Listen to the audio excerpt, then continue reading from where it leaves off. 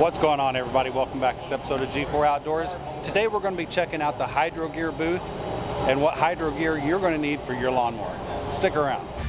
Well, here's a little story about two friends that came together, and we started up a YouTube just to talk about whatever. We're on a boat catching big bass and smashing them cats, from review videos to just making you laugh. Cause we got guns, we got knives, we got fishing, we got hunting, we got everything you like, so hit that subscribe button. We're in the outdoors, doing things that we love. We're talking guitars, girls, green grass, and guns.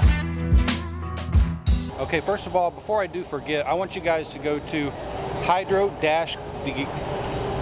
hydro-gear.com to check out all of the HydroGears that are on these mowers.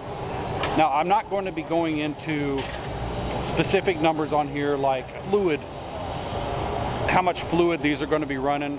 What I'm going to be doing is telling you guys, like if you're going out and getting a zero turn, 32 inch, 36 inch, you're going to be getting a really small HydroGear on that motor.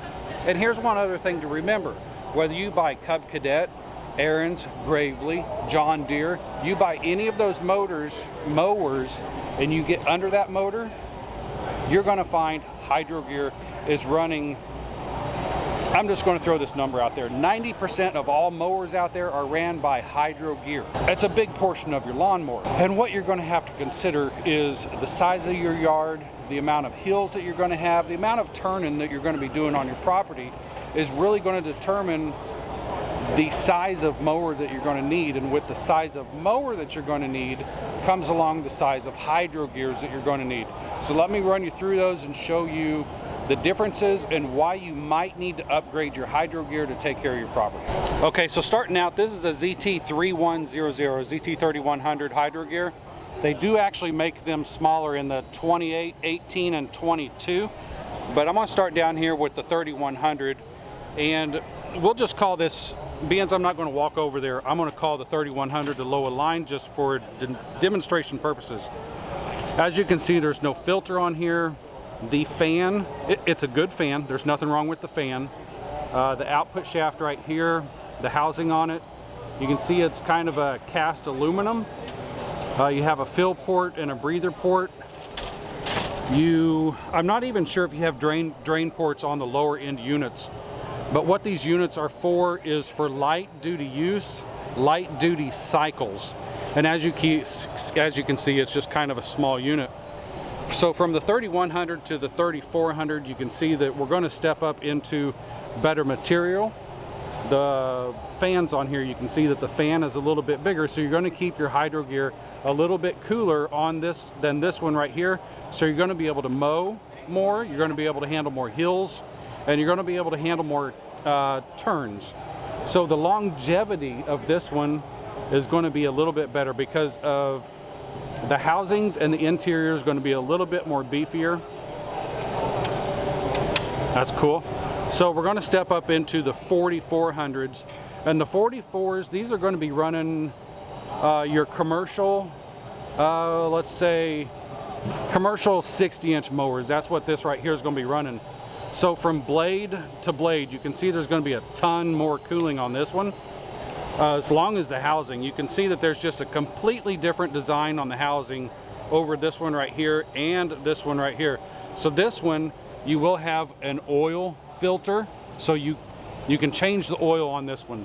Now this one right here, it's not really a maintenance item for oil, but this one here, it does have an oil filter. It has a fill port, and you will have a drain port on the bottom. One cool thing I'm just now seeing, USA made. I did not know that HydroGear was USA made. That's awesome. That makes me even more happy about that.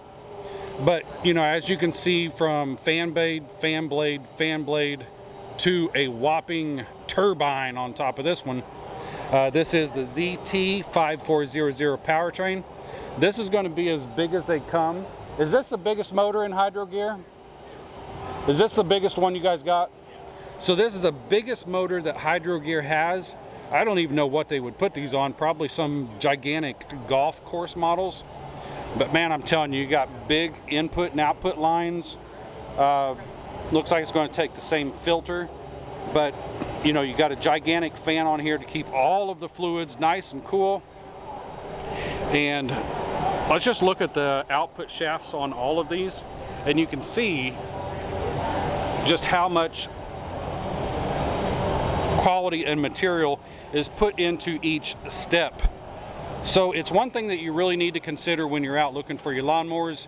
If you just got a small flat yard, you're using your little 32-inch mower, you're really not going to have to worry about much. But as you get your property sizes increased and hills, you really are going to pay attention to the size of your HydroGrears. The names of the mowers themselves, it really doesn't matter. And when I say that, like, you can go to Cub Cadet and you can get the ZT Ultima 5000, 1500, but it's just a residential model, and it's only got the ZT 2800 in it. And that's a small motor compared to the starting ones over here, which is 31 all the way up to a 5400.